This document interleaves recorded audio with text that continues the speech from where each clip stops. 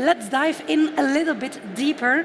We're about to have a panel discussion on a systemic approach on how we can make a fully closed circular material cycle as the cornerstone of our economy. Let's welcome our following guests on stage. Give them a big round of applause. Eva Gladek and Martijn Lopez Cardozo.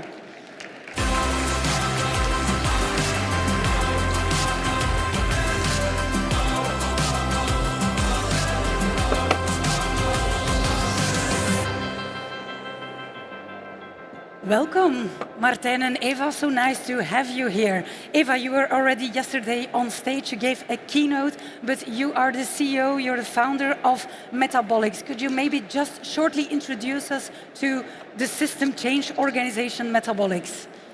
Yes, very nice to meet all of you and to be here. So Metabolic is indeed a systems change agency based out of Amsterdam, established 13 years ago. In our first year, we built the first circular economy living lab in the city, took a polluted plot of land, retrofitted houseboats that were going to be demolished, and developed a whole strategy for closing the loops locally to demonstrate what was possible. And from that point, we grew into an organization working across scales from applied projects like the Kovel, that project, all the way through to influencing policy, doing advisory work for corporates, and really learning a lot about circularity along the way. Mm-hmm. Yeah, we'll discuss that later on, especially your experience in Amsterdam. Martijn Lopez, you are from Regenerative VC. That's right. Hey guys, Regeneration VC. I'm serial entrepreneur. Did 3 companies in the West Coast, one circular economy, led a foundation, and I now moved to the dark side, investing in circular companies. Early stage consumer value chains. 1 to 5 million checks, so interested to talk to anybody in the audience later. Yeah, so simply explained, every company who is into circular economy, you would like to invest in them, and you're also searching for investors. Yeah, so what we do is we've basically 3 themes, design, use, reuse in consumer value chains, and I always like to have strong branded corporates as offtake or co-investors, so that's how we screen the companies. Mm-hmm. All right, let's talk a little bit about the system change towards a circular economy. We heard some nice examples from Tom already. But before we do that, what are the performance characteristics of a fully circular economy, according to from your expertise? Yeah, thanks. When you think about it, of course, circularity starts with the perspective of materials. And it's always about, if you envision a fully circular economy, comparing that to what we see in nature, like if you're walking through a forest, there's no waste, the leaves all get eaten by insects or mushrooms, etc. So ideally, we would be designing economies that are mimicking that have entirely closed material cycles for as long as possible indefinitely. But you can also close material loops while creating toxins or while damaging ecosystems, or there's the interaction with economics, et cetera. So from very early days at Metabolic, we started to define a much more holistic perspective on what circularity is. That indeed you need to close those resource cycles, but do it in a way that does not violate any other environmental, social, economic conditions. So it's really about designing an economy that operates well within the planetary boundaries and delivers value to people in a just way. So that's kind of a more holistic perspective. And it's interesting, I really liked what Tom was saying about how the flow of money is so critical to actually determining what is circular in practice.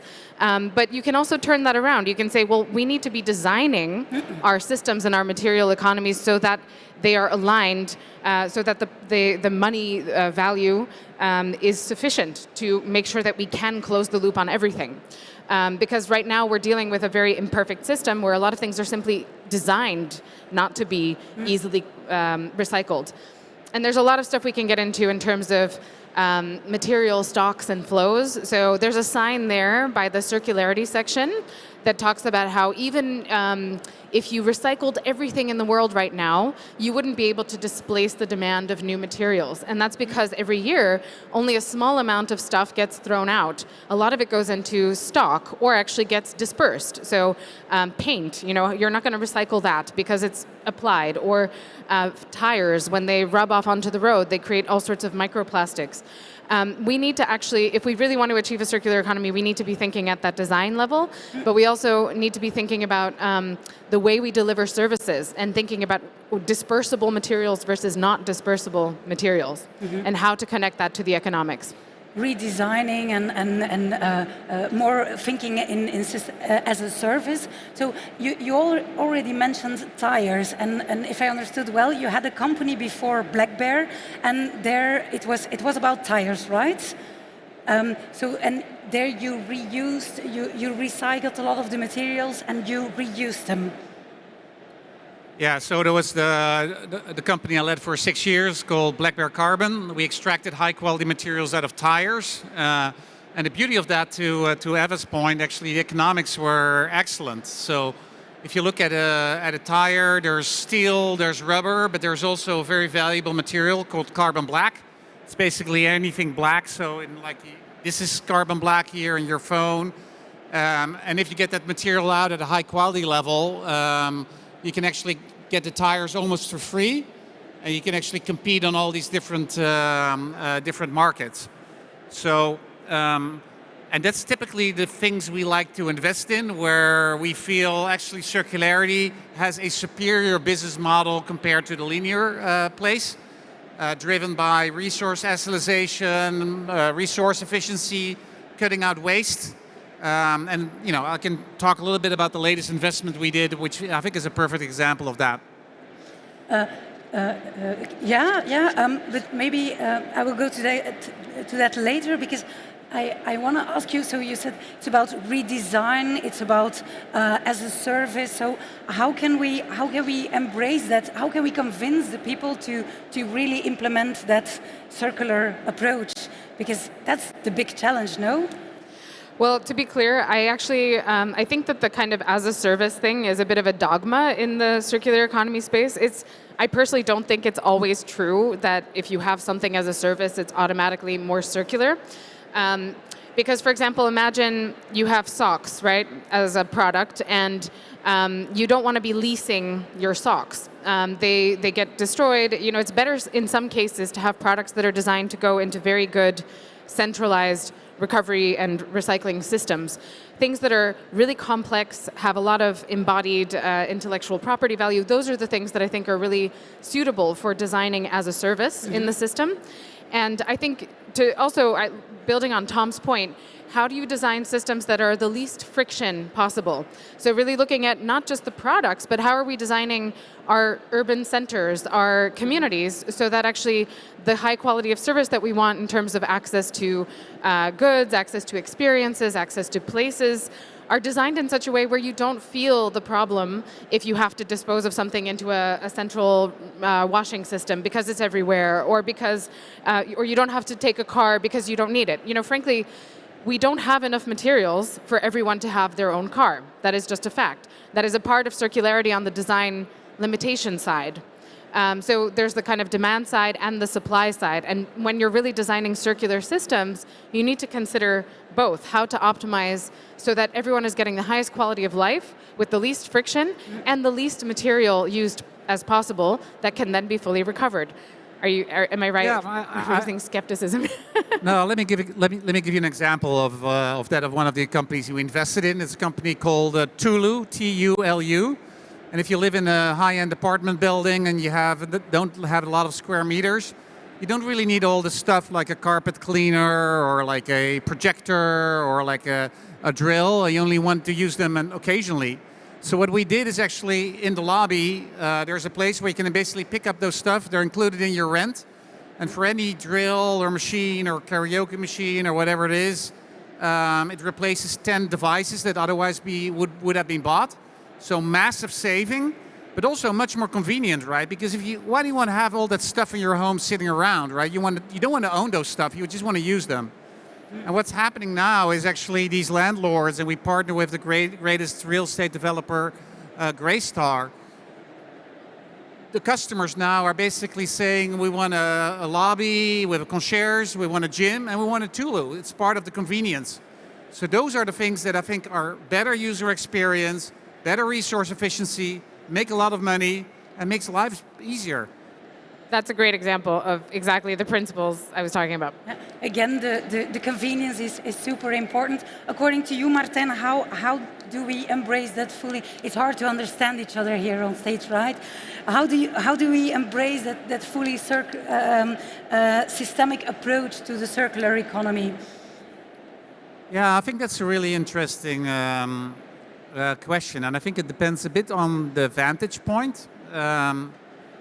So when I was an entrepreneur and building my own company, frankly, I didn't really care about system change. I just want to solve one specific problem extremely well.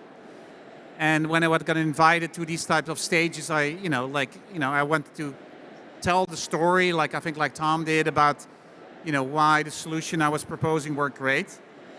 When I was leading a foundation, I think that's where foundation's all about. So, for instance, one of the things we did is said, almost 45% of the global emissions is tied to products and materials. But if you look at the capital that flows in, it's only 15%. Can we change that? So we partnered with EIB, with World Bank, with all the large development banks. It took us a year to get everybody in the room. It took us one other year to convince people that it was a problem. And then one more year to define a definition on circularity and how you measure it. So that's what systemic change looks like. And I think from an investor perspective, we take a bit of a different approach. Is we believe that creating these really interesting companies that challenge the status quo and develop role models that other people can look at are the elements for systemic change. But we cannot afford, running those long projects. I think it really depends on where are you in the value chain, what can you do? Eva? Yeah, thanks, Martijn. I think that you took the hard way to try systemic change. I mean, I know that a lot of the time it can look like that, these complex negotiations, bringing all these people who it's difficult to align their schedules into a room. But I think that actually the way that I like to look at systemic change is that you have, let's say, a whole sector, right? Like, let's say the automotive sector or whatever, packaging. And in order to transform it from state A, where it's linear, fossil fuel-based, degenerative, et cetera, to state B, which is circular, regenerative, there are a lot of different things that need to happen at the same time or in sequence. And for me, systemic change can happen if you really bring together a kind of orchestration path, also that can be entirely private sector oriented, but that you say, okay, well, we're missing a technology here, we're missing a market here, we're missing some regulatory stuff here. So there's actually a whole movement now around systemic finance, which is really saying, okay, let's map out that change and let's see where we can flow private capital as quickly as possible, maybe in tranches. So first to say, let's do the more concessionary stuff that returns-based capital won't finance. And once we've created those enabling conditions, then we can start to finance the more returns-oriented technologies or efforts that will then improve your return profile as an investor.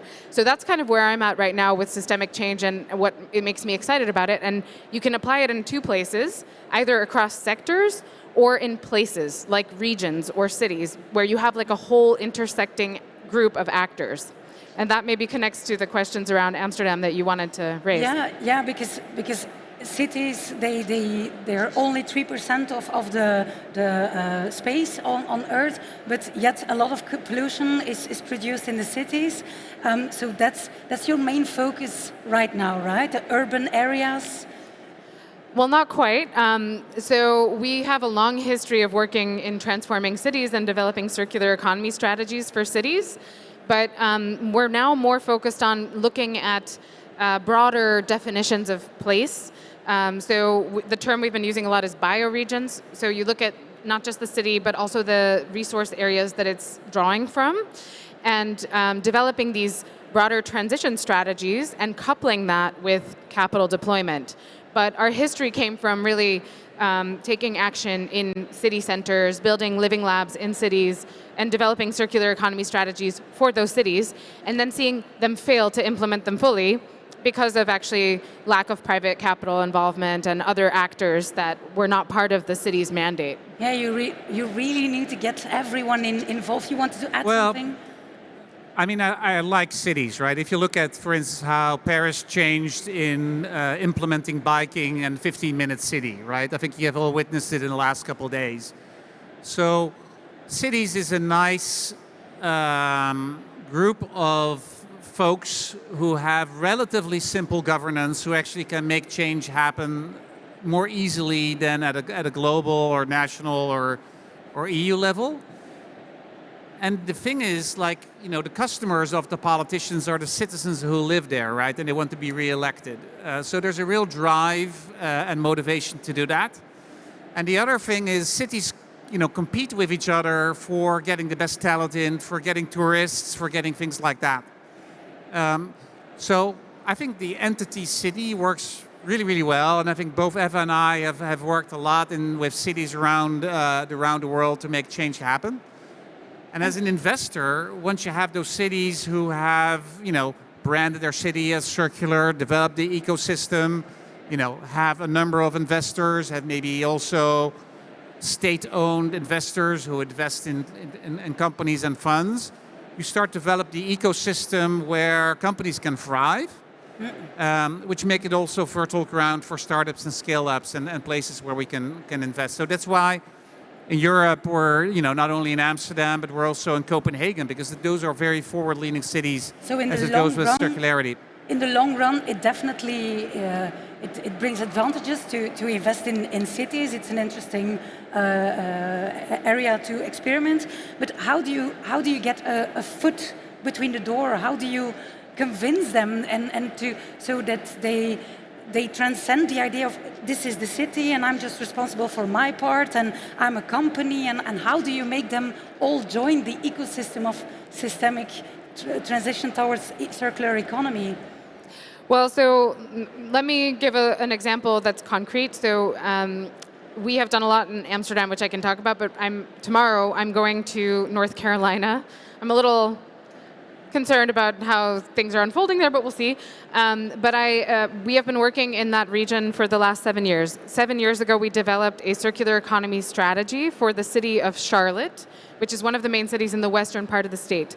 That resulted in them building this amazing innovation facility called the Innovation Barn, which is like a kind of civic, there's a lot of ventures there, so a lot of like venture building programs, but it's also a place where people experiment with materials. But that place is just it's an urban center. Now we're expanding the program to a bioregional strategy, what I talked about, and we're actually looking at the rural areas where there's a long history of cotton production and fabric and material production. So there's this amazing group called the Industrial Commons, whose goal is to build the end-to-end value chain of cotton and hemp production, processing, turning that into fabric and clothing, and then actually the full recycling process. And so you need to create the interlinkage between those companies that are working in that whole value chain and all the stuff that's happening in the consumption centers. So the collection companies, the sorting companies. So we're actually looking at creating a whole investable portfolio of all of those different entities and getting some support from the municipal actors as well for some of the initial funding that you need for infrastructure and storage and those kinds of things. So it's really about creating this orchestrated portfolio. And in Amsterdam, we worked on a similar thing, actually, a circular innovation collective focused entirely on textiles. But there, we unfortunately didn't have enough traction outside of just the venture ecosystem for this particular project. And that's why I think this other thing that we're doing in North Carolina will have more of the desired effect.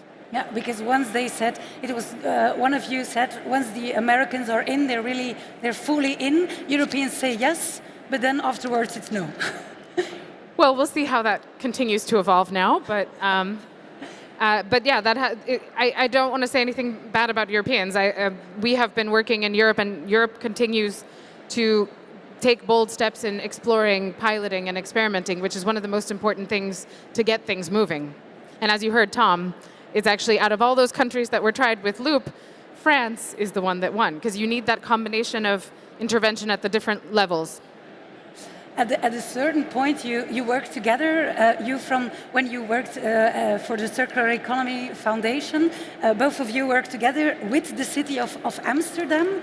What were your experiences there?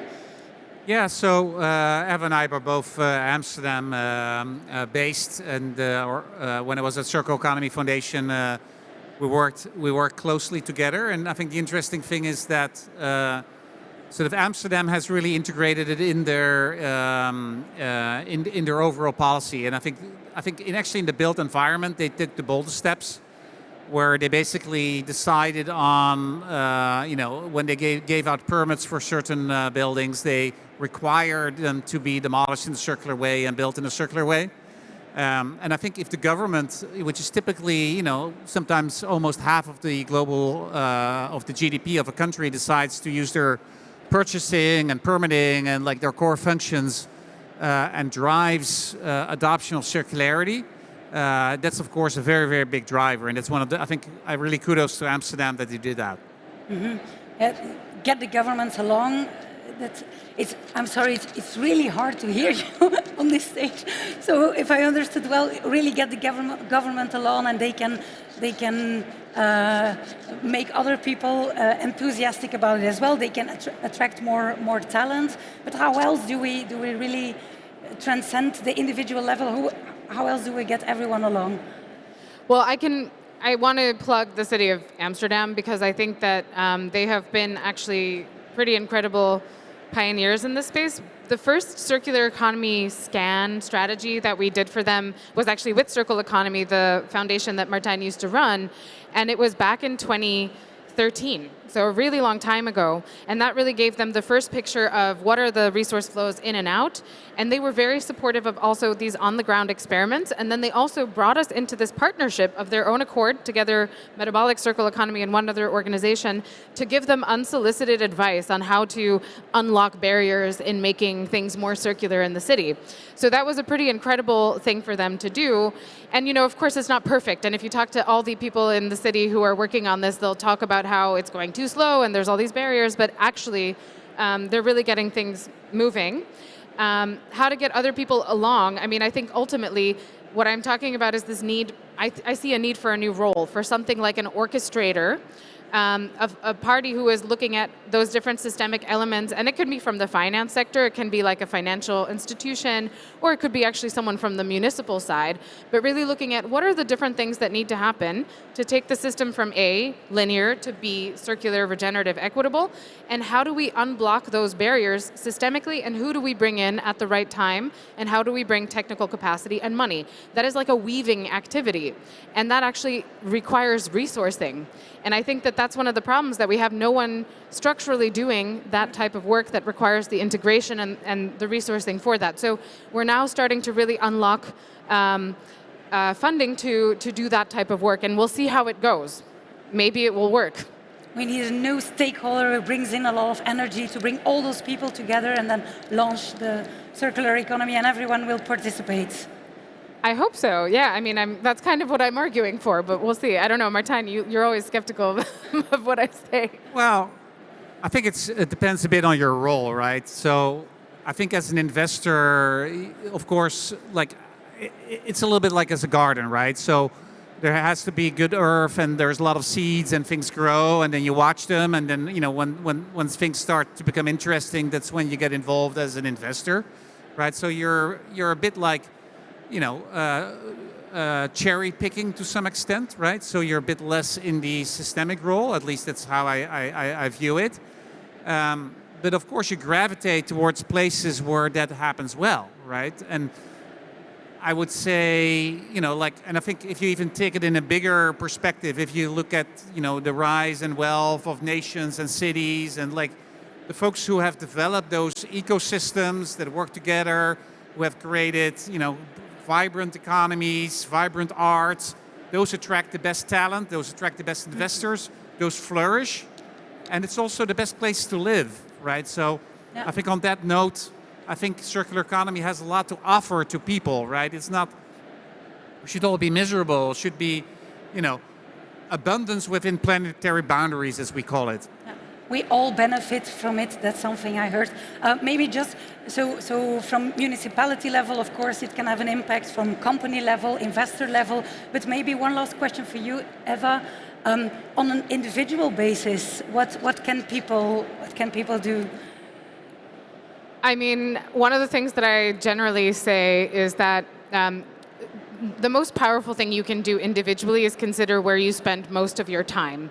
Like the job that you have, consider, are you contributing through that work fundamentally to a linear economy, to a fossil economy, or to a regenerative economy that you want to be building? That's the most important vote I think you have. It's more important than your money. It's more important, voting with your actual votes is important, and voting with your money is also important, but also consider where you're voting with your time and energy. And I think if we all do that properly, then we start to shift the economy at scale in the right direction. Mm-hmm. Okay, thank you. I'm afraid that we have to wrap up this part of the session. Thank you. Thank you so much. Thank you. Please give them a big round of applause. Eva Gladek and Martijn López Cardozo.